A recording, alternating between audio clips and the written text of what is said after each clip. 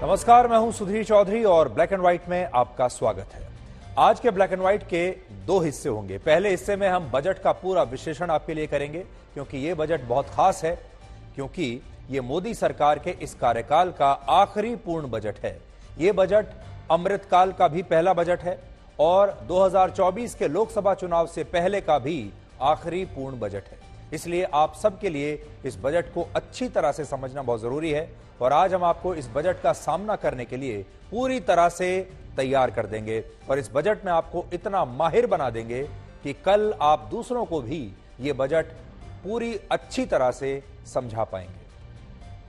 और black and white के दूसरे हिस्से में आपको उद्योग और वाणिज्य मंत्री पीयूष गोयल का एक एक्सक्लूसिव इंटरव्यू दिखाएंगे, जिसमें वो सरकार के नुमाइंदे के तौर पर आपको बताएंगे कि इस बजट के जरिए प्रधानमंत्री नरेंद्र मोदी आपसे क्या कहना चाहते हैं। तो शुरू करते हैं। सबसे पहले आपको आज के बजट की 5 सबसे बड़ी बातें बताते हैं, क्योंकि इन बातों से ही आपको इस बजट का मूल स्वभाव समझ में आएगा। पहली बात, यह भारत के अमृतकाल का पहला बजट है, यानी आजादी के 75 वर्ष पूरे होने के बाद देश का पहला ऐसा बजट है जो असल मायनों में नए भारत को एक नई नींव देगा। और आप चाहें तो इसे भारत का ग्रोथ ओरिएंटेड बजट भी कह सकते हैं। इस बजट के तहत देश में सड़कें, पुल और इंफ्रास्ट्रक्चर को बेहतर बनाने पर बहुत जोर दिया गया है और इसके लिए परिवहन मंत्रालय और रेलवे के बजट में ऐतिहासिक वृद्धि की गई है। इसके अलावा इसमें नए नर्सिंग कॉलेजेस और अस्पताल बनाने का ऐलान किया गया है और शहरों के साथ ग्रामीण इलाकों के लिए भी बड़ी बड़ी योजनाओं की घोषणा है। और सबसे बड़ी बात, यह बजट टेक्नोलॉजी और भारत की डिजिटल ग्रोथ को ध्यान में रखते हुए बनाया गया है और इसलिए यह बजट ग्रोथ ओरिएंटेड होने के साथ साथ फ्यूचरिस्टिक भी है और काफी प्रोग्रेसिव है, यानी ये भविष्य का बजट है। दूसरी बात, यह बजट भारत को आत्मनिर्भर भारत बनाने का बजट है, क्योंकि इसमें छोटे कारोबारियों, एमएसएमईज, नए स्टार्टअप्स, खेती के नए नए तरीके, भारत में ज्यादा उत्पादन और भारत में नई फैक्ट्रियों को स्थापित करने के लिए कई योजनाओं और कार्यक्रमों का ऐलान इसमें किया गया है।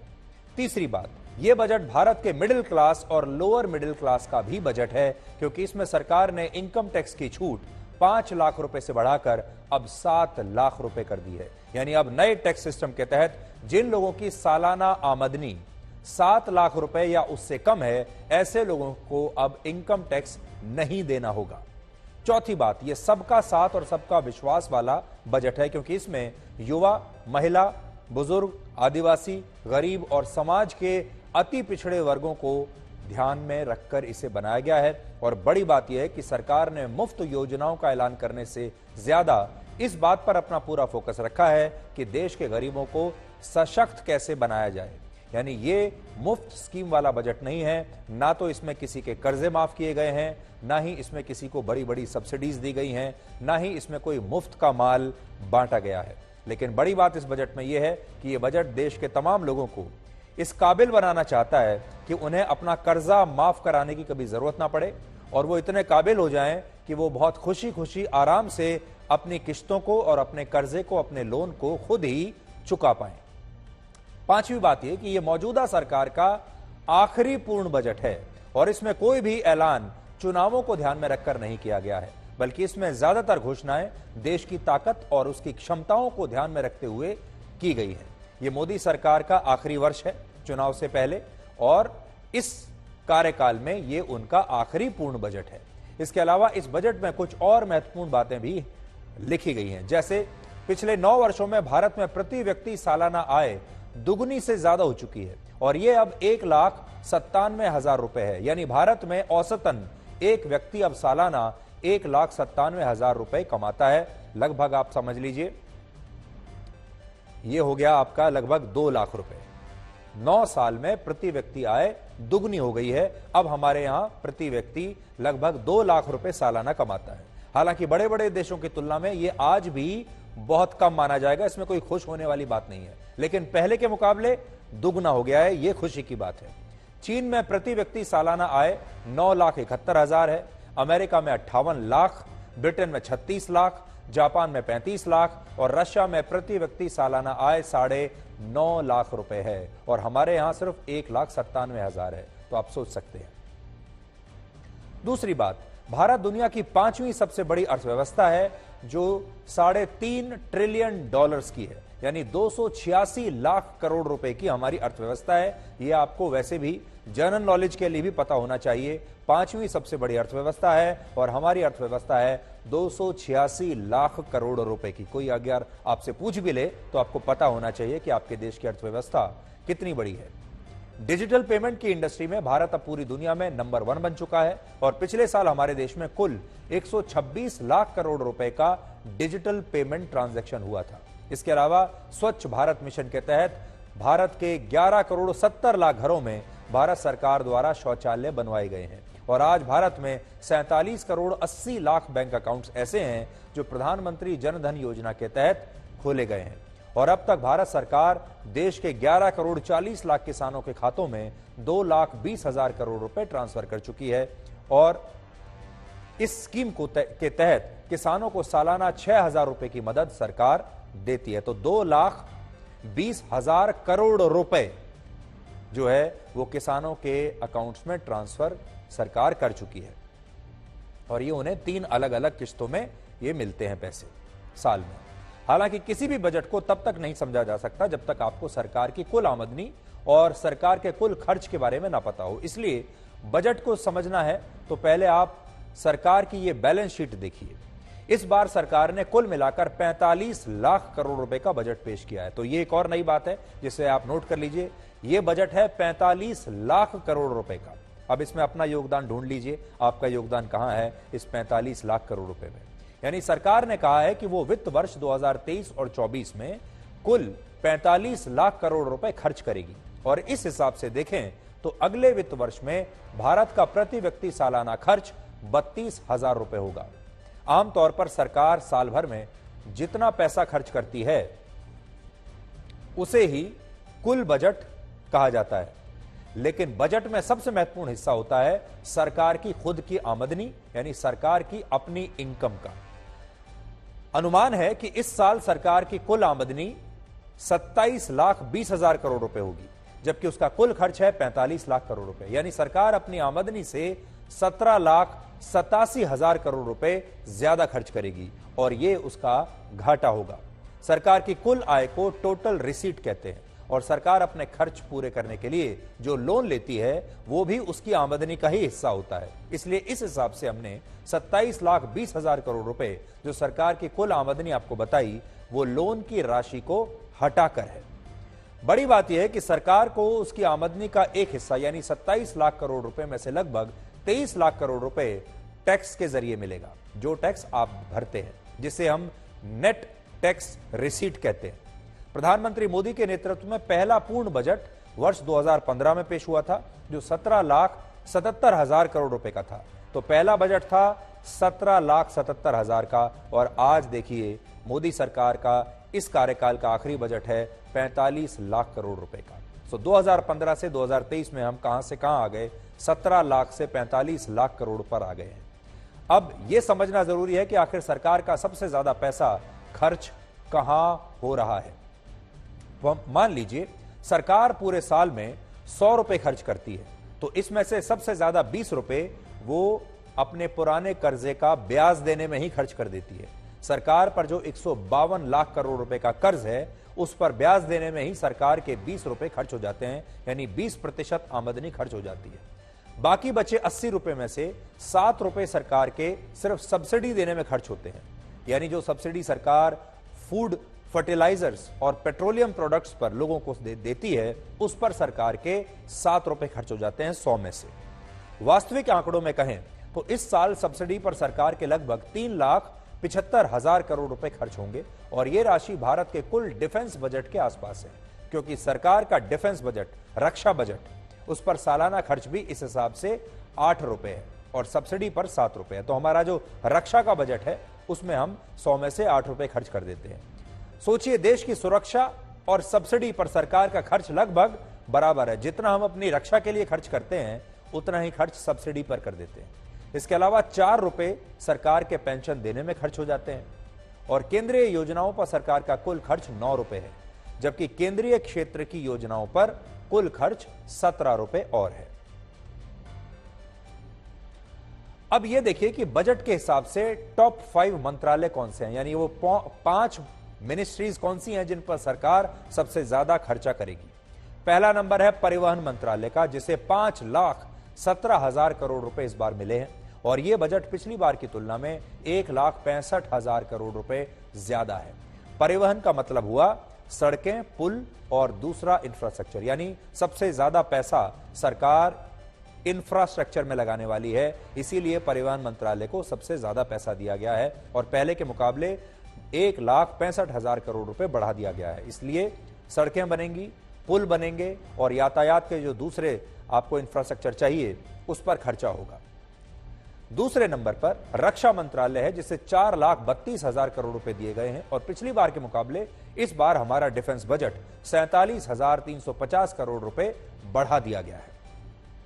तीसरे नंबर पर है रूरल डेवलपमेंट यानी ग्रामीण विकास, जिसे 2,38,000 करोड़ रुपए इस बार दिए गए हैं।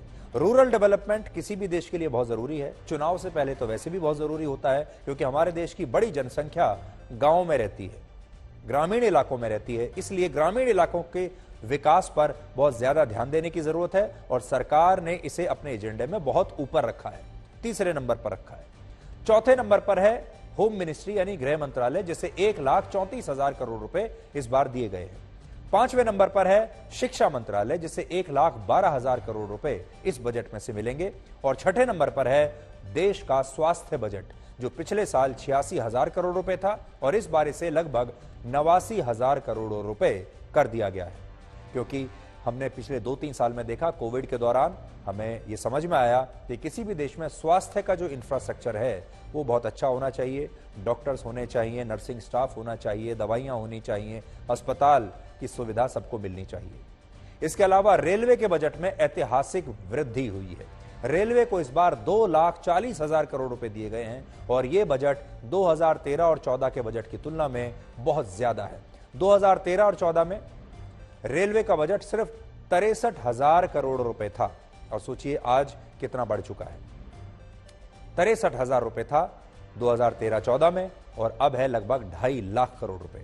इससे यह पता चलता है कि सरकार का सबसे ज्यादा फोकस ट्रांसपोर्ट पर यानी परिवहन पर है, इससे यह पता चलता है। वो सड़कें और पुल बनाने पर ज्यादा पैसा खर्च कर रही है, इससे आपको यह पता चल रहा है कि सरकार का फोकस यहां है। और रेलवे की भी ऐतिहासिक जो बजट उसे दिया गया है वो इसलिए ताकि ट्रेन्स की स्पीड बढ़ाई जा सके, नई नई टेक्नोलॉजी की बढ़िया ट्रेन्स आ सके आपके लिए और वंदे भारत जैसी और भी दूसरी ट्रेन्स चलाई जा सके। आजादी के बाद से अब तक हमारे देश में कुल 76 बजट पेश हो चुके हैं और आज जो बजट पेश हुआ है वो देश का 76वां बजट था, जबकि वित्त मंत्री निर्मला सीतारमण का ये अपना वित्त मंत्री होते हुए 5वां बजट था और मोदी सरकार का ये 9वां बजट था। दिलचस्प बात यह है कि वित्त मंत्री निर्मला सीतारमण ने आज जो बजट भाषण दिया वो 1 घंटे 27 मिनट का था और ये उनका अब तक का सबसे छोटा भाषण है। पिछले साल उन्होंने 1 घंटे 31 मिनट का भाषण दिया था। 2020 में उन्होंने भारत के इतिहास का सबसे लंबा बजट भाषण दिया था जो 2 घंटे 42 मिनट तक चला था, यानी समझ लीजिए एक हिंदी फिल्म के बराबर। यानी ये जो भाषण था उनका 2 घंटे 42 मिनट का, ये पठान फिल्म से भी ज्यादा लंबा था। इस बार के बजट भाषण में सबसे ज्यादा 51 बार टैक्स शब्द का प्रयोग हुआ, जिससे पता चलता है कि यह बजट टैक्स के आसपास ज्यादा केंद्रित था, जबकि डेवलपमेंट शब्द का इस्तेमाल 28 बार, स्टेट्स का इस्तेमाल 27 बार, फाइनेंस शब्द का 25 बार और इतनी ही बार एग्रीकल्चर और फार्मिंग शब्द का इस्तेमाल इस बार के बजट में हुआ।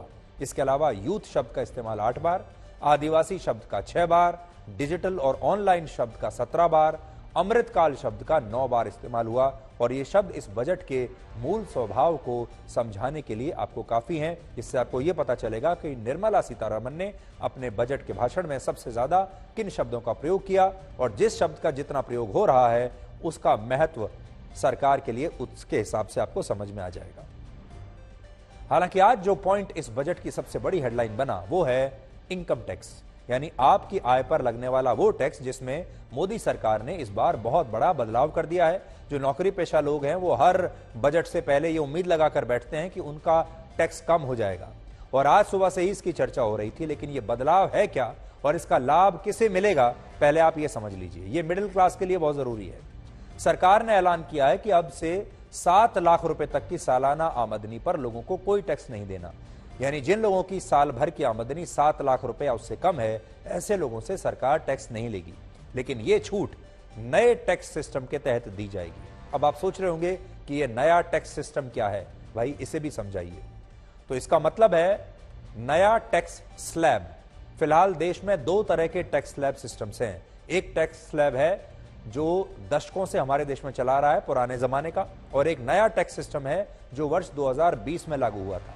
अगर आप अब भी नहीं समझे तो और सरल भाषा में आपको समझाते हैं। असल में इसका मतलब यह है कि अब इनकम टैक्स को चुकाने के आपके पास एक नहीं बल्कि 2 विकल्प है।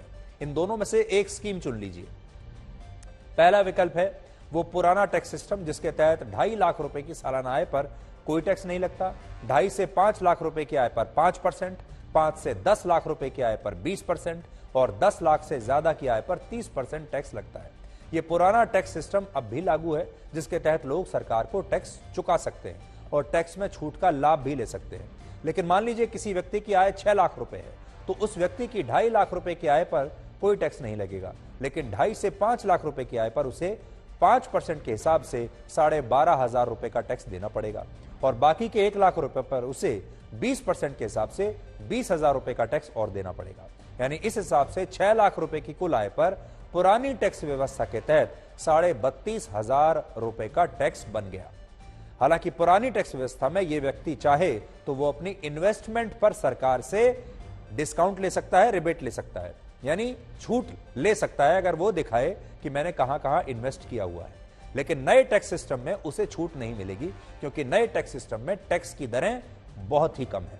नए टैक्स सिस्टम में 3 लाख रुपए की आय पर कोई टैक्स नहीं है, 3 से 6 लाख रुपए पर भी पर 5%, 6 से 9 लाख रुपए की आय पर 10%, 9 से 12 लाख की आय पर 15%, 12 से 15 लाख की आय पर 20% और 15 लाख से ज्यादा की सालाना आय पर 30% टैक्स होगा। यानी पुराने टैक्स सिस्टम में जहां 5 से 10 लाख की आय पर 20% और 10 लाख से ज्यादा की आय पर 30% टैक्स देना होता है, वहीं नए टैक्स सिस्टम में 3 से 6 लाख की आय पर सिर्फ 5% और 6 से 9 लाख रुपए की आय पर 10% टैक्स है।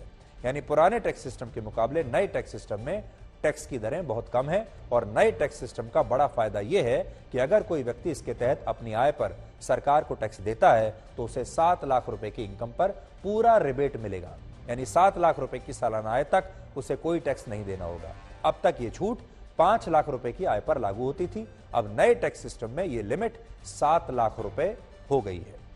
इसके अलावा सरकार ने नए टैक्स सिस्टम में 50,000 रुपए का स्टैंडर्ड डिडक्शन भी शामिल किया है। अगर किसी व्यक्ति की सालाना तनख्वाह 7.5 लाख रुपए है तो उसकी इनकम पर 50,000 रुपए का स्टैंडर्ड डिडक्शन लागू हो जाएगा, जिससे 7.5 लाख रुपए की आय इस डिडक्शन के बाद 7 लाख रुपए मानी जाएगी, और ऐसा होते ही वो व्यक्ति 7 लाख रुपए की इनकम टैक्स छूट के दायरे में आ जाएगा। लेकिन जो लोग नौकरी पेशा नहीं है और उनकी सालाना आय 7.5 लाख रुपए होती है तो उन्हें इस डिडक्शन का फायदा नहीं मिलेगा। अब सरकार क्या चाहती है? इनकम टैक्स के जरिए जो आप अपना पैसा बचाएंगे, चाहे 15,000 रुपए बचाएं या 15 लाख रुपए बचाएं, सरकार ये जानती है कि जब आप पैसा बचाएंगे तो उस पैसे को आप या तो कहीं बैंक में डालेंगे और या फिर कहीं खर्चा कर देंगे। और सरकार आपसे यही चाहती है कि आप उस बचत को कहीं ना कहीं कुछ और काम में, कुछ और सेवाएं खरीदने में या उसे कुछ और काम करने में, कोई और सामान खरीदने में खर्च कर दें। और जैसे ही आप खर्च करेंगे तो वो पैसा वापस इकोनॉमी में आ जाएगा, जिससे इकोनॉमी बढ़ेगी।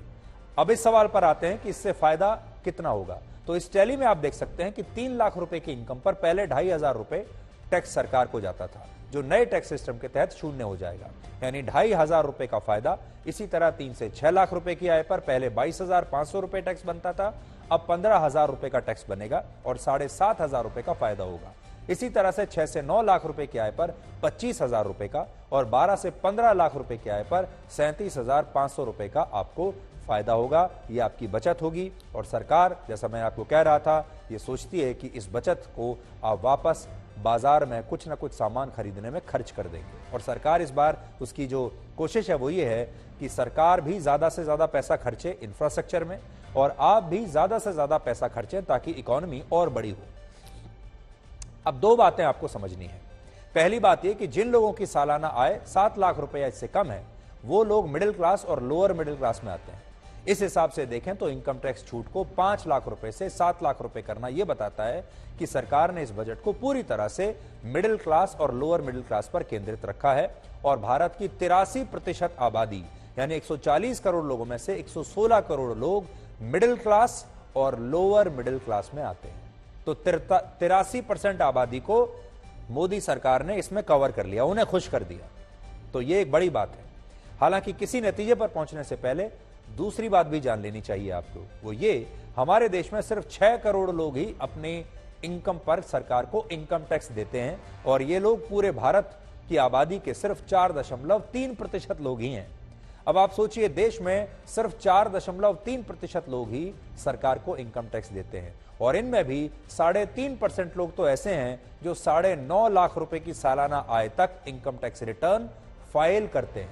यानी इस फैसले का प्रभाव बहुत कम है। इसके अलावा सरकार ने एक और ऐलान किया कि जो लीव एनकैशमेंट से जुड़ा है, यानी रिटायर होने पर बची हुई छुट्टियों का जो पैसा मिलता है ये उससे जुड़ा है। इसके तहत पहले अगर लीव एनकैशमेंट का अमाउंट 3 लाख रुपए या इससे कम होता था तो उस पर सरकार कोई टैक्स नहीं लेती थी, लेकिन इस लिमिट को बढ़ाकर अब 25 लाख रुपए कर दिया गया है। इसके अलावा जो अमीर वर्ग है, पैसे वाले जो लोग हैं, उनके लिए सबसे ज्यादा टैक्स रेट अब 42.74% था अब तक, उसे भी सरकार ने घटाकर 37% तक कर दिया है।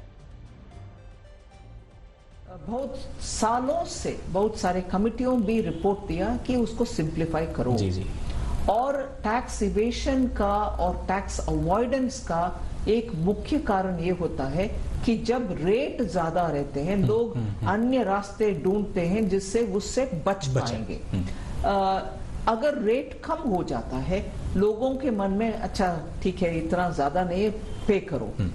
सो इन सब को मन में रखते हुए ही 2 साल पहले हमने सेकंड रेजिम टैक्स रेजिम ले आए जिसमें रेट कम था, मगर इस बार हम उसमें रेट भी कम किया, स्लैब्स पे बढ़ाया और हर एक का स्लैब भी हर स्लैब का टैक्स रेट भी कम करवाया।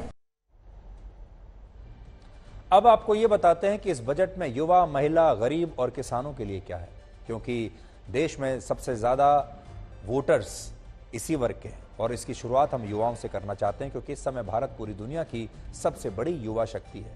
पहला, भारत के युवाओं के कौशल के विकास पर जोर दिया जाएगा, यानी स्किल डेवलपमेंट जिसे आप कहते हैं, और इसके लिए प्रधानमंत्री कौशल विकास योजना का विस्तार किया जाएगा। तो युवाओं के लिए पहली बात यह है कि युवाओं का स्किल्ड होना बहुत जरूरी है। आपने देखा होगा युवा ये शिकायत करते हैं कि हमारे पास रोजगार नहीं है, लेकिन क्या युवाओं के पास रोजगार पाने के लिए हुनर है? उनके पास कोई स्किल सेट है? उन्हें कोई ऐसा काम आता है जिससे रोजगार मिल सके, या कुछ भी नहीं आता है? तो इस चीज के लिए एक कौशल विकास योजना प्रधानमंत्री की बनाई गई है जिसमें आप अपने स्किल सेट को डेवलप कर सकते हो जिससे आपको रोजगार मिलेगा। ये युवाओं के लिए है। दूसरा, देश के अलग अलग राज्यों में 30 स्किल इंडिया इंटरनेशनल सेंटर्स की स्थापना होगी और इनकी मदद से भारत के युवाओं को अंतर्राष्ट्रीय स्तर पर मिलने वाले अवसरों के लिए तैयार कर दिया जाएगा। जो विदेशी बाजार जो हैं, अंतर्राष्ट्रीय स्तर पर जो बड़ी बड़ी अपॉर्चुनिटीज मिलती हैं, उनके लिए हमारे युवाओं को ना तो जानकारी है और ना ही उनमें जागरूकता है, उन्हें इसके लिए तैयार किया जाएगा। तीसरा, युवाओं के लिए डायरेक्ट बेनिफिट ट्रांसफर स्कीम की शुरुआत होगी। अब सरकार जो भी आर्थिक सहायता देगी वो सीधे उनके बैंक अकाउंट में पहुंचेगी। चौथा, एमएसएमई सेक्टर के लिए सरकार एक क्रेडिट गारंटी स्कीम लाएगी जिस पर केंद्र सरकार द्वारा 9,000 करोड़ रुपए खर्च किए जाएंगे। पांचवा, युवाओं के लिए एक नेशनल डिजिटल लाइब्रेरी की स्थापना की जाएगी और ये जो नेशनल डिजिटल लाइब्रेरी है ये एक बहुत ही क्रांतिकारी कदम है। इसके जरिए हमारे देश के जो युवा हैं, जो बच्चे हैं, वो इस नेशनल डिजिटल लाइब्रेरी के जरिए पढ़ाई लिखाई कर सकते हैं, चाहे वो किस देश के किसी भी हिस्से में रहते हैं। उन्हें एक बड़ी लाइब्रेरी का जो एक बड़ा कंटेंट है उसमें एक्सेस मिलेगा। देश के बड़े शैक्षिक संस्थानों में आर्टिफिशियल इंटेलिजेंस के 3 एक्सीलेंस सेंटर ऑफ एक्सीलेंस की स्थापना की जाएगी। तो भारत के युवाओं को आर्टिफिशियल इंटेलिजेंस के लिए भी अभी से तैयार किया जा रहा है। 7वीं बात, जो युवा देश के अलग अलग हिस्सों में शिक्षा को बढ़ावा देने के लिए एनजीओज में काम कर रहे हैं, सरकार उनसे भी जुड़ने का प्रयास करेगी। बजट में महिलाओं के लिए भी काफी कुछ है। आज सरकार ने देश की महिलाओं को आत्मनिर्भर बनाने के लिए एक नई योजना का ऐलान किया है जिसका नाम है महिला सम्मान बचत प्रमाण पत्र। इस योजना में महिलाओं को 2 लाख रुपए की बचत पर 7.5% का एक निर्धारित ब्याज मिलेगा, इंटरेस्ट मिलेगा 7.5% का, और ये योजना 2 साल के लिए होगी। उदाहरण के लिए अगर किसी महिला ने 2 लाख रुपए बैंक में जमा किए हैं तो 2 साल बाद उसे लगभग 31,000 रुपए ब्याज के रूप में मिल जाएंगे और बैंक में जमा उसकी कुल राशि 2,31,000 रुपए हो जाएगी। इसके अलावा जरूरत पड़ने पर महिलाएं इनमें से कुछ पैसा निकाल भी सकती हैं और यह योजना अप्रैल 2023 से लागू होगी, यानी इस साल अप्रैल से लागू हो जाएगी। और महिलाओं के लिए वर्ष 2022 में दीनदयाल अंत्योदय योजना शुरू की हुई थी जिसका उद्देश्य था महिलाओं को स्वरोजगार के लिए तैयार करना और इस बजट में उनके लिए ट्रेनिंग की व्यवस्था की गई है। साथ ही महिलाएं अगर कोई सामान बना रही हैं या कोई व्यवसाय कर रही हैं तो उसके लिए कच्चा माल भी सरकार उन्हें अब उपलब्ध करवाएगी। किसानों के लिए भी इसमें काफी कुछ है बजट में, जैसे कृषि के लिए दी जाने वाली कर्ज की राशि को अब बढ़ा दिया गया है। पिछले बजट में यह राशि 18,50,000 करोड़ थी, अब 20 लाख करोड़ रुपए होगी। यानी इस योजना में सरकार ने किसानों को अलग से 1.5 लाख करोड़ रुपए दिए हैं। इसके अलावा इस बजट में एक फंड का ऐलान किया गया है जिसका नाम है एग्रीकल्चर एक्सेलरेटर फंड। इस फंड से उन लोगों की मदद होगी जो कृषि के क्षेत्र में नए स्टार्टअप्स शुरू करना चाहते हैं। तो बड़ी बात यह है कि जो स्टार्टअप्स के बारे में जब आप सोचते हैं तो आप कल्पना करते हैं गुड़गांव या बेंगलुरु जैसी कंपनियां। स्टार्टअप्स के बारे में आप सोचते हैं तो आपको लगता है कि कोई या तो टेक्नोलॉजी कंपनी होगी या आईटी कंपनी होगी या कोई फूड डिलीवरी कंपनी होगी, इस तरह की कोई कंपनी होगी। लेकिन क्या कृषि में स्टार्टअप्स नहीं हो सकते? तो सरकार किसानों से कह रही है कि आप भी स्टार्टअप्स शुरू कीजिए। तीसरा, मोटे अनाज को बढ़ावा देने के लिए भी नई स्कीम का ऐलान हुआ है और इसका नाम है श्री अन्न योजना। इसके तहत सरकार हमारे देश को मोटे अनाज यानी मिलेट्स का दुनिया भर में एक ग्लोबल हब बनाना चाहती है। चौथा, इस बार किसानों के लिए डिजिटल पब्लिक इंफ्रास्ट्रक्चर की शुरुआत होगी और यह एक ऐसा प्लेटफॉर्म होगा जहां पर कृषि से जुड़ी हर जानकारी किसानों के लिए डिजिटल रूप से उपलब्ध होगी। इसके अलावा सरकार 1 करोड़ किसानों को ऑर्गेनिक खेती, जैविक खेती करने के लिए आर्थिक सहायता देगी और कीटनाशकों का प्रयोग कम करने के लिए 10,000 बायो इनपुट रिसोर्स सेंटर बनाए जाएंगे ताकि अब हमारे किसान जो केमिकल्स डालते हैं, फर्टिलाइजर्स डालते हैं, उन्हें कम डालें। इस बजट में मछली पालन को बढ़ावा देने के लिए 6,000 करोड़ रुपए, बागवानी पर 2,200 करोड़ रुपए अलग से दिए जाएंगे। तो ये हमने आपको बजट की सारी हाइलाइट्स बता दी। अब हम आपको ब्लैक एंड व्हाइट में दूसरा हिस्सा दिखाते हैं आज का, और यह है उद्योग और वाणिज्य मंत्री पीयूष गोयल का एक एक्सक्लूसिव इंटरव्यू। इस बजट की घोषणा के बाद मैं उनके दफ्तर गया और मैंने इस बजट पर उनसे खास बातचीत की और उनसे कहा कि आप हमारे दर्शकों के लिए इस बजट का पूरा विश्लेषण करिए और इसको अच्छी तरह से सरकार के नुमाइंदे के तौर पर समझाइए। और वो आज आपको यह भी बताएंगे कि इस बजट के जरिए प्रधानमंत्री नरेंद्र मोदी आपसे क्या कहना चाहते हैं। नमस्कार। आज का दिन बहुत खास है क्योंकि आज देश का बजट पेश हुआ है और पूरे दिन आज बजट की चर्चा रही है। इस समय मैं श्री पीयूष गोयल जो कि इंडस्ट्री और कॉमर्स मिनिस्टर हैं इस देश के, उनके ऑफिस में मैं बैठा हूं और आज हम उनसे इस बजट के बारे में बातचीत भी करेंगे और उनका विश्लेषण भी लेंगे कि वो इस बजट के बारे में क्या सोचते हैं। पीयूष जी, बहुत बहुत स्वागत है आपका। इनफैक्ट मैं तो आप ही के ऑफिस में बैठा हूं, so thank you so much. आपका स्वागत करते हैं। जी। पुराने जमाने में जब हम कविताओं की व्याख्या करते थे, प्रसंग सहित व्याख्या, तो उसमें होता था कि कवि क्या कहना चाहता है इस कविता के जरिए। ये जो आज का बजट है, अगर मैं उसी भाव में पूछूं कि इस बजट में आखिर कवि क्या कहना चाहता है, यानी मोदी जी क्या कहना चाहते हैं इस बजट के जरिए। मुझे लगता है माननीय प्रधानमंत्री नरेंद्र मोदी जी देश का आत्मविश्वास उजागर करना चाहते हैं, देश को एक संदेश देना चाहते हैं कि अब हमारा समय आ गया है। और आपने सुना होगा एक बार माननीय प्रधानमंत्री जी ने कहा था, यही समय है, सही समय है। मैं समझता हूं अब देश निकल पड़ा है और प्रधानमंत्री नरेंद्र मोदी जी के नेतृत्व में पूरे विश्व ने समझ लिया है कि अब भारत चल पड़ा है, अब इसको कोई ताकत रोक नहीं सकती। ये बजट उसकी आधारशिला है।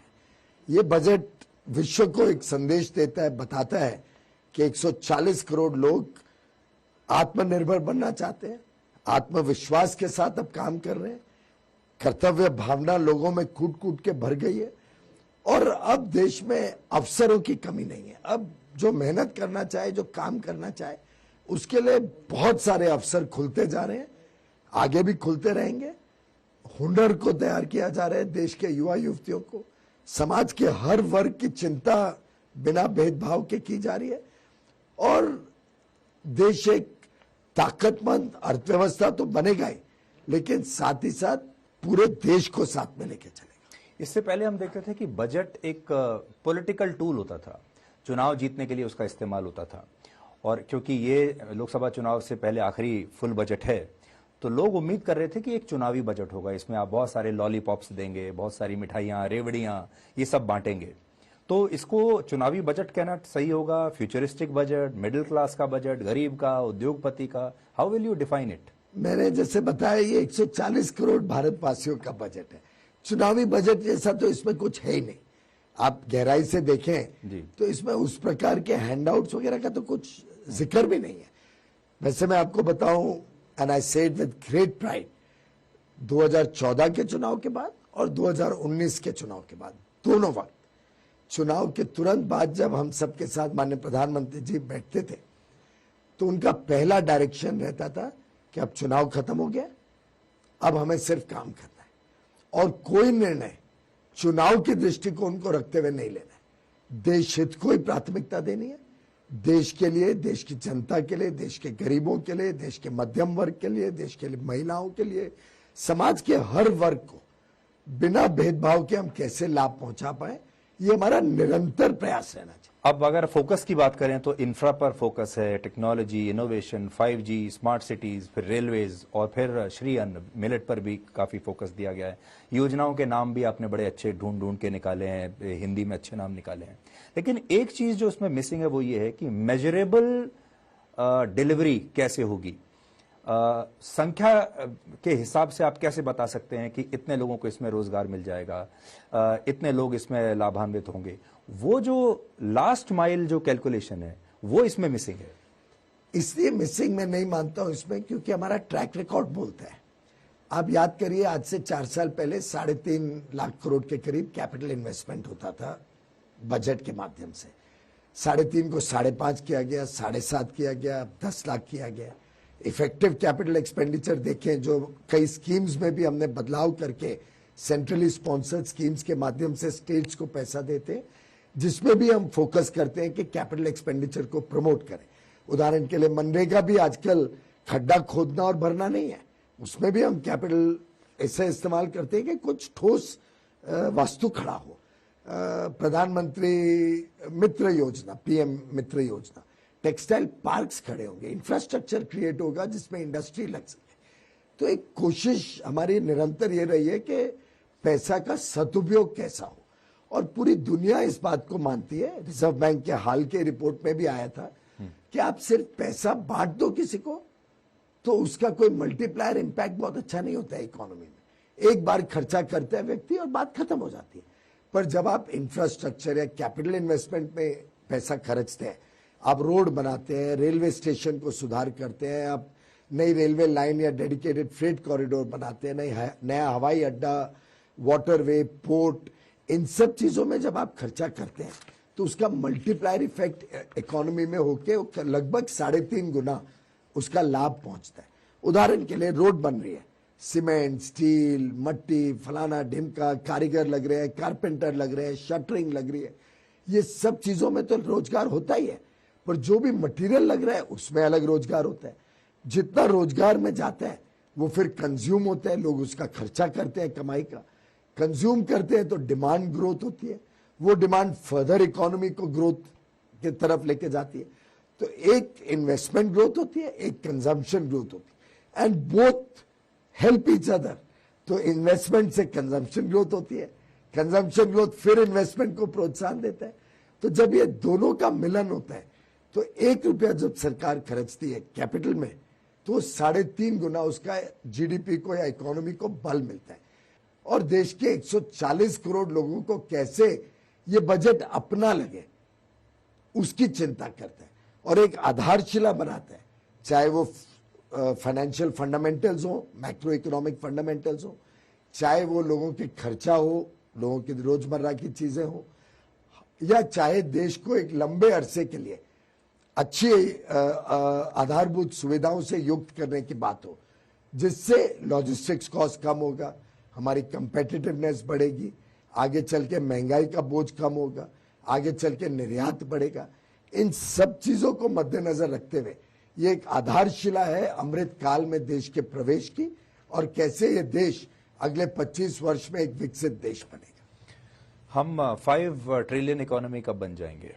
अभी 3.5 तो आ गए हैं। मेरा अनुमान है कि 5 ट्रिलियन इकोनॉमी तो अगले 3-4 साल में ही बन जाएंगे। जी, आपने अभी मनरेगा का जिक्र किया, मैं देख रहा था मनरेगा में आपने बजट को कम किया है पहले के मुकाबले। ये बहुत दुर्भाग्यपूर्ण है कि एक सामान्य चीज लोगों के मन में और लोगों के समझ में अभी तक आई नहीं है।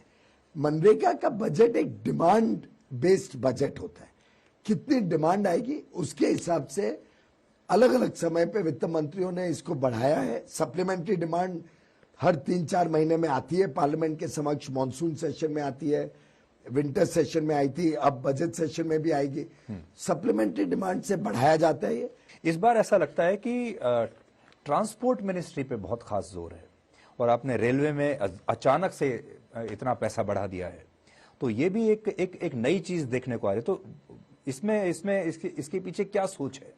आप कोई भी विकसित देश को देखिए, उसने पहले अपने इंफ्रास्ट्रक्चर पे फोकस किया, इंफ्रास्ट्रक्चर पे फोकस किया, उससे उनकी अर्थव्यवस्था भी मजबूत हुई और वो कंपेटिटिव हुए विश्व बाजार में। और जब तक कोई देश विश्व की बाजार में कंपेटिटिव नहीं होता है, अच्छी क्वालिटी का सामान अच्छे कीमतों पे जब तक नहीं प्रोवाइड करता है, तो लोकल डिमांड तो अच्छी रहती है, लोकल डिमांड से तो देश को फायदा होता ही है, पर इंटरनेशनल डिमांड सीधा आपके जीडीपी में वृद्धि लाती है। बजट से क्या मैं ये मानूं, ये अपने दर्शकों के लिए मैं पूछ रहा हूं कि दर्शक उसमें क्या देखता है कि बजट से एक डायरेक्शन पता चलती है कि आगे क्या होने वाला है, या और डीप जाए तो कहां किस सेक्टर में ज्यादा पैसा है, मैं कहां अपना समय और पैसा निवेश करूं।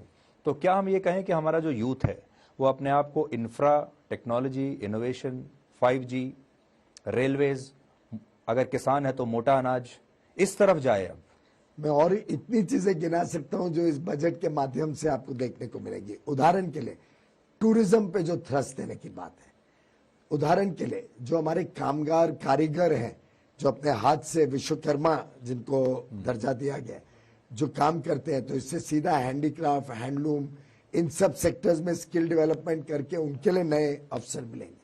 निर्यात का हमारा कॉमर्स डिपार्टमेंट का बजट अच्छी वृद्धि हुई है तो निर्यात को प्रोत्साहन मिलेगा। जितना हेल्थ के ऊपर फोकस किया गया, और हेल्थ में भी देखिए कितने समझदारी से माननीय वित्त मंत्री जी ने, निर्मला जी ने काम किया। हमने माननीय प्रधानमंत्री जी के सरकार आने के बाद लगभग 145 के करीब या 155 के करीब मेडिकल कॉलेजेस खोले हैं, जो अपने आप में ऐतिहासिक है, इतने कभी मेडिकल कॉलेज नहीं खुले। उन सबके साथ एक नर्सिंग कॉलेज जोड़ दिया। आज पूरे विश्व में लाखों और शायद 10 लाख नर्सेज की शॉर्टेज मानी जाती है। तो हम अगर भारत में हर एक मेडिकल कॉलेज के साथ एक नर्सिंग कॉलेज खोलते हैं तो खर्चा कम होता है, लेकिन हमारी जो युवा शक्ति है, हमारे लोगों का हुनर बढ़ता है। एक नई वोकेशन स्किल में हम बड़े पैमाने पे युवा युवतियों को तैयार कर पाएंगे। और इसमें पुरुष नर्स की भी आज के दिन बहुत डिमांड है, अंतर्राष्ट्रीय स्तर पर केयर गिवर्स की बहुत डिमांड है, तो ये जल्दी भी शुरू हो सकते हैं।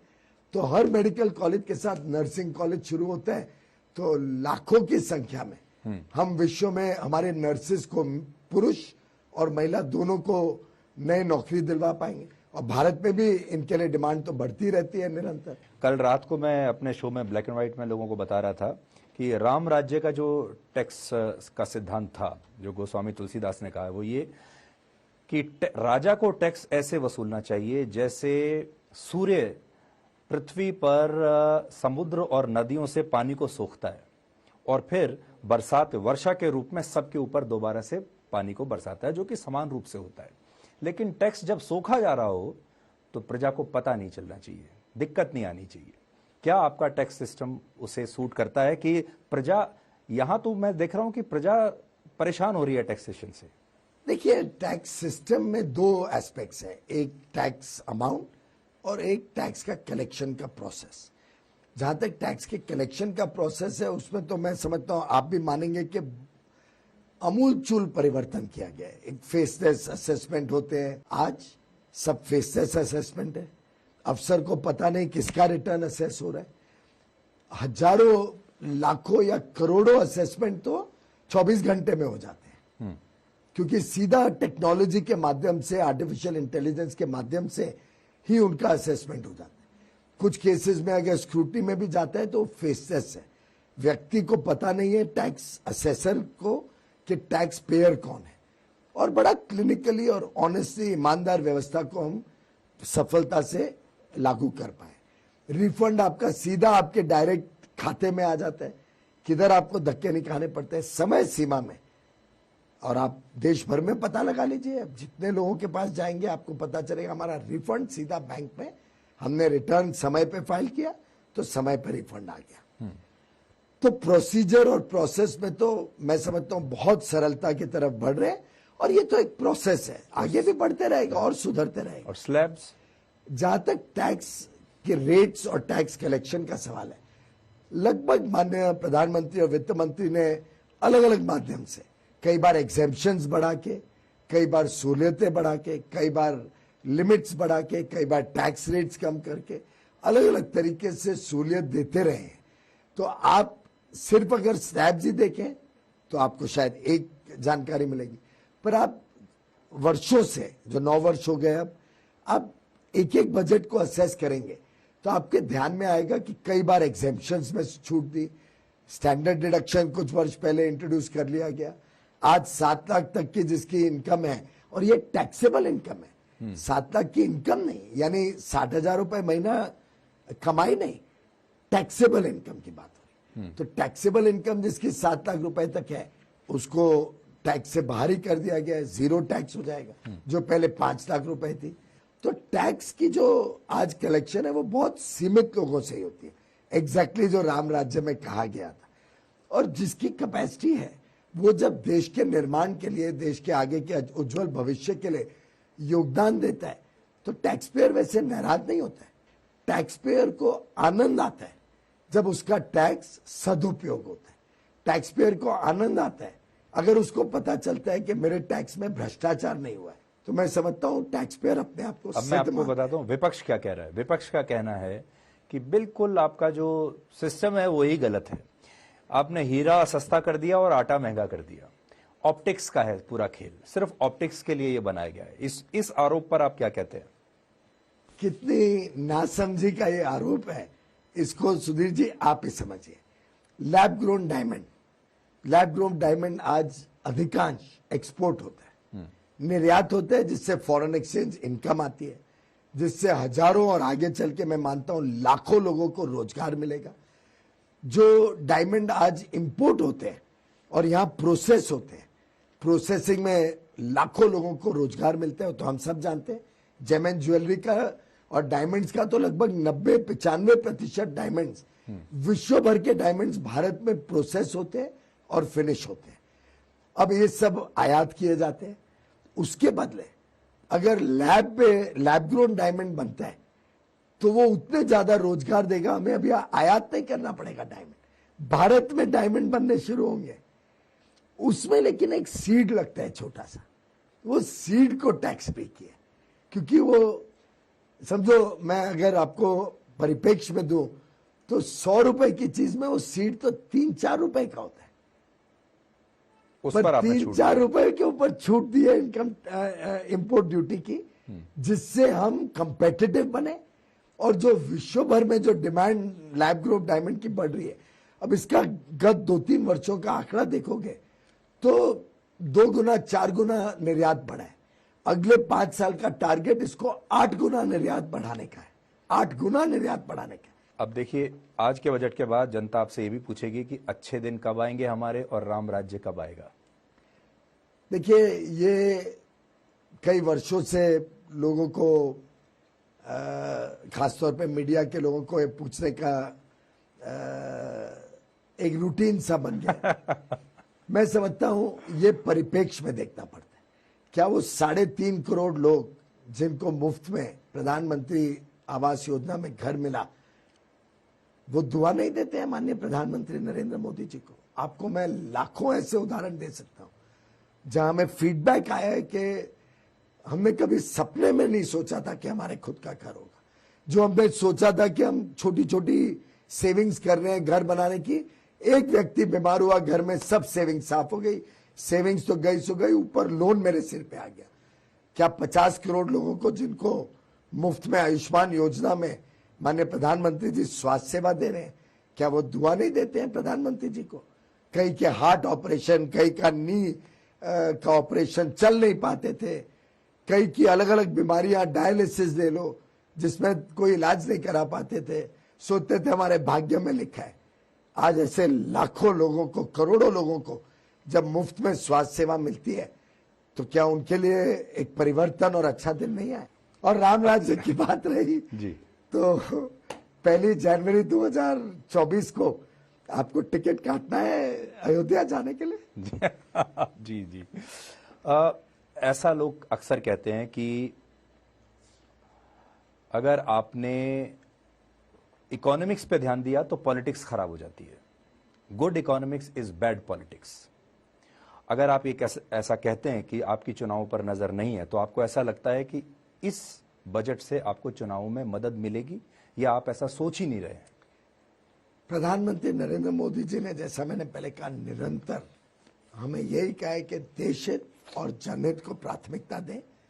कितनी बार हमने कितने कठोर कदम उठाए जो सब लोग कहते थे यार क्यों कर रहे हो, अभी मत करो, बाद में करो, ये चुनाव हो जाने दो।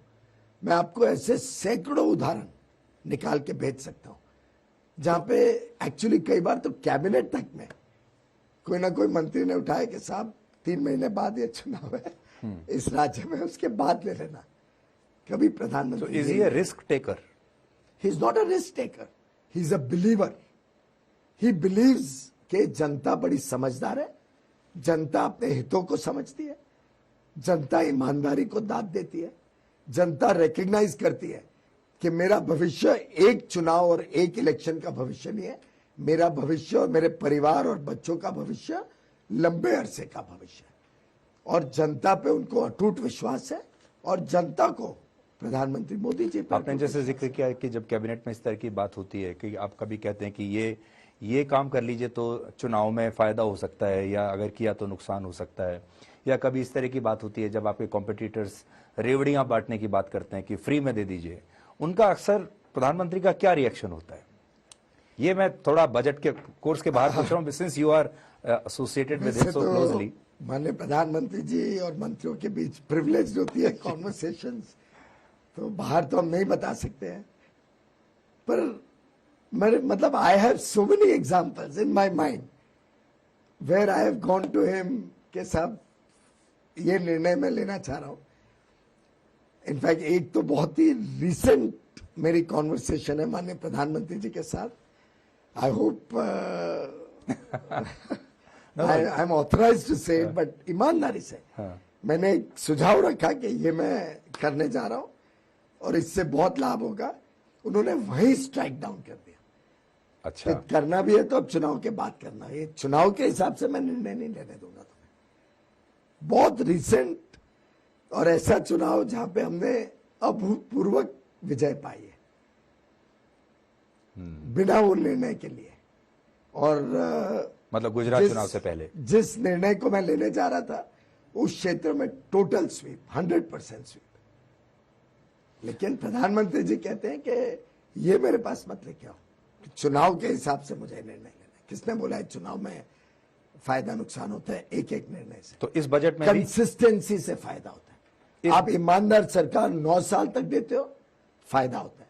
आप निर्णायक नेतृत्व 9 साल तक देते हो, फायदा होता है।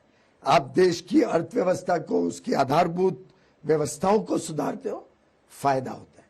आप निहत्ते नहीं अपने आप को बनते हो कि भाई मैं क्या करूं, 85% तो चोर डकैत खा जाएंगे, भ्रष्टाचार में जाएगा, बिचौलिए ले जाएंगे, मैं 100 रुपए भेजूंगा दिल्ली से, 15 रुपए गरीब के खाते में या गरीब के लाभ में आएगा। वैसे निहत्ती सरकार चलाओगे, आप 100 रेवड़ियां बांट दो, कुछ फायदा नहीं होगा। पर आप 100 रुपए टैक्स पेयर का सदुपयोग करो और गरीबों को उसका लाभ दो, तो टैक्स पेयर भी आपसे खुश होता है, गरीब भी आपसे खुश होता है, फिर आपको आशीर्वाद। पर ये आपका आखिरी फुल बजट है चुनाव से पहले इस टर्म में, क्या आपके अच्छा हो गया आपने कैविएट कर दिया इस टर्म में और चुनाव के पहले, क्योंकि ये ना प्रधानमंत्री जी का आखिरी बजट है ना निर्मला जी का आखिरी बजट। बट आपके ऊपर कोई दबाव नहीं था कि देखिए ये आपका आखिरी मौका है to reach out to people, और इस समय कोई भी गलती जो है वो आगे चलकर भारी पड़ सकती है? आप तो प्रधानमंत्री जी को भी जानते हो और आप निर्मला जी को भी जानते हो। आपको दोनों में से कोई ऐसा दिखता है जो दबाव पे काम करता हो? कभी आपको लगता है कि प्रधानमंत्री जी पे कोई दबाव हो सकता है? अगर प्रधानमंत्री जी पे दबाव होगा तो सिर्फ और सिर्फ देशहित का और जनहित का। कैसे मैं गरीबों के लिए और अधिक काम कर सकता हूं, कैसे मैं मध्यम वर्ग का भविष्य और सुधार सकता हूं, कैसे युवा युवतियों के लिए और अवसर दे सकता हूं। अब मैं आखिरी के और मैं इसका एक लिविंग एग्जांपल ये आपको दे सकता हूं कि हमें कई बार हमें बोलते हैं माननीय प्रधानमंत्री जी, आप 1 घंटा और काम करोगे तो मैं 2 घंटे और काम करूंगा। आप जितनी मेहनत कर सकते हो करो, क्योंकि ऐसा मौका बार बार भगवान नहीं देता है। देश का समय आ गया है, अब देश निकल पड़ा है, अब देश को कोई रोक नहीं सकता, और हमारी जिम्मेदारी है कि हम इस देश को और प्रोत्साहन दें और तेज गति दें, और जितना आप काम करोगे प्रधानमंत्री जी उससे अधिक काम करेंगे। हाँ, आप मुकाबला नहीं कर पाएंगे। आखिरी सवाल मेरा ये कि लगातार ये हम इस डर में जी रहे हैं कि ग्लोबल रिसेशन आएगा, और ये खबरें लगातार आती रहती हैं ना। How do you protect Indian economy from this global recession? क्या आपने उसकी कुछ फेंसिंग, कुछ उसके चारदीवारी आपने करके रखी है सुरक्षा के लिए? देखिए, ग्लोबल रिसेशन तो है, हमारे सामने है। आज विश्व की बड़ी बड़ी अर्थव्यवस्थाओं काफी कमजोरी दिखा रही है। महंगाई जहां 1-2% होता था, वहां 10-10, 8-8% महंगाई चल रही है। हमारा एक देश है जो आज भी फास्टेस्ट ग्रोइंग लार्ज इकोनॉमी है, और कोई देश नहीं इतना ग्रो नहीं कर रहे। आज भी हमारा एक देश है जहां पे एक जमाने में, आपको याद होगा, 2008 ले लो, 9 ले लो, 10 ले लो, 12 ले लो, डबल डिजिट इन्फ्लेशन होता था और एक बड़ा सामान्य माना जाता था। जो आज दुहाई देते हैं और हमसे महंगाई का प्रश्न पूछते हैं, वो याद करें उनके दिनों में डबल डिजिट महंगाई होती थी, कैसे जनता त्रस्त थी। और हमारे 9 साल का औसतम निकाल लो, 4.7%। 9 साल तक एवरेज इन्फ्लेशन 4.7% भारत ने 75 वर्ष की आजादी में कभी नहीं देखा। तो मैं समझता हूं माननीय प्रधानमंत्री जी ने देश को जो एक मजबूत स्थिति में आज खड़ा किया है, और ये बजट ने उस मजबूती को और 4 चांद लगाए। जैसे इस बजट ने बड़ा इंटेलिजेंटली टूरिज्म पे फोकस किया। आप जानते हो, टूरिज्म पे 1 रुपया खर्चा करो, उसका सबसे ज्यादा रोजगार और काम के अवसर पे इंपैक्ट होता है। ये एक विश्व भर में एक्सेप्टेड स्टडी है। इसने हुनर डेवलप करने में विश्वकर्मा पे इस बजट ने फोकस किया। इस बजट ने सस्टेनेबिलिटी और ग्रीन एनर्जी पे फोकस किया, क्योंकि प्रधानमंत्री जी जानते हैं कि पूरे विश्व में आज सबसे बड़ी चुनौती और चिंता क्या है? क्लाइमेट चेंज की, पर्यावरण की। और अगर हमारे देश ग्रीन एनर्जी को जितना प्रोत्साहन देगा, the world will lap it up. हमारे प्रोडक्ट्स जितना ग्रीन प्रोडक्ट्स बनेंगे, टेक्सटाइल, सस्टेनेबल टेक्सटाइल्स बने, ग्रीन हाइड्रोजन जितना बनेगा तो ग्रीन अमोनिया बना के हम एक्सपोर्ट कर पाएंगे। ग्रीन हाइड्रोजन अमोनिया से, ग्रीन एनर्जी से लोहा बनेगा तो हमारे स्टील को प्रीमियम प्राइसिंग मिलेगी। तो एक प्रकार से प्रधानमंत्री जी दूरदर्शी सोचते हैं और दूरगामी परिणामों के प्रति यह बजट समर्पित है। तो पीयूष जी, ग्रीन मतलब पॉजिटिव, ग्रीन मतलब गो अहेड और ग्रीन मतलब इको फ्रेंडली। तो मैं उम्मीद करता हूं कि ये बजट जो है इन सारी चीजों पर खरा उतरेगा। Thank you so much. हम बहुत बहुत धन्यवाद। थैंक यू, बहुत अच्छा लगा। Thank you. और अब आप जल्दी से ये देख लीजिए कि आज के बजट में क्या सस्ता हुआ है और क्या महंगा हुआ है। इंपोर्ट ड्यूटी कम होने से मोबाइल फोन, टेलीविजन, इलेक्ट्रिक वाहन, खिलौने, कैमरे के लेंस और बायोगैस से जुड़ी चीजें अब सस्ती हो जाएंगी, जबकि इंपोर्ट ड्यूटी बढ़ने से सोना, चांदी और हीरा महंगा हो जाएगा। इसके अलावा सिगरेट पर 16% नेशनल कैलेमिटी कंटिजेंट ड्यूटी लगाई गई है, इसलिए सिगरेट भी अब महंगी हो जाएंगी। उनकी कीमतें 16% महंगी हो जाएंगी। तो हम तो आपसे ये कहेंगे कि सिगरेट पीनी ही क्यों है, ये आपकी सेहत के लिए अच्छी नहीं है। लेकिन अगर आपको इसके बावजूद अगर धूम्रपान करना भी है तो अब आपको ज्यादा पैसा खर्च करना पड़ेगा, यानी सेहत से भी जाएंगे और जेब से भी। रसोई में इस्तेमाल होने वाली चिमनी और रबर से बने उत्पाद भी महंगे हो सकते हैं, क्योंकि इन पर भी आयात शुल्क अब बढ़ा दिया गया है। इसके अलावा इस बजट में सरकार ने ग्रीन एनर्जी पर बहुत ज्यादा फोकस रखा है और सरकार चाहती है कि हर सेक्टर में ग्रीन एनर्जी का इस्तेमाल हो। अब बाजारों में ऐसी गाड़ियां आएंगी जो हाइड्रोजन गैस से चलती हों और जिससे वातावरण को नुकसान ना पहुंचे, पर्यावरण साफ रहे। यानी भविष्य में गाड़ियों का बाजार पूरी तरह से बदलने वाला है और भविष्य में इलेक्ट्रिक गाड़ियों और हाइड्रोजन गैस से चलने वाली गाड़ियों की मांग और ज्यादा बढ़ेगी और इससे पेट्रोल और डीजल पर भारत की निर्भरता घटेगी। फिलहाल आप देखते हैं हर जगह लोग सिर्फ पेट्रोल और डीजल की कीमतों की बात करते रहते हैं आप, लेकिन सोचिए एक समय ऐसा आने वाला है जब आपका पेट्रोल और डीजल से कोई लेना देना रहेगा ही नहीं। आप उनके दामों के बारे में पूछेंगे ही नहीं, आपका पेट्रोल पंप जाना बंद हो जाएगा, क्योंकि आपके पास ना तो पेट्रोल की गाड़ी होगी ना डीजल की होगी, आपके पास होगी इलेक्ट्रिक कार या फिर वो हाइड्रोजन गैस से चलने वाली कार होगी। तो ये जो सरकार है अब ये आपको भविष्य में लेकर जाना चाहती है, जिसमें इलेक्ट्रिक कार्स होंगी, जिसमें आप मोटा अनाज खाएंगे यानी हेल्थ कॉन्शियस रहेंगे, जो किसान हैं वो ऑर्गेनिक फसल उगाएंगे और आप कनेक्टिविटी पर ध्यान देंगे, 5G पर ध्यान देंगे और इंफ्रास्ट्रक्चर जबरदस्त बनेगा।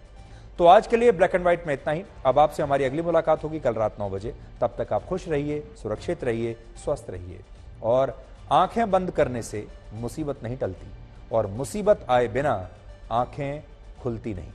नमस्कार।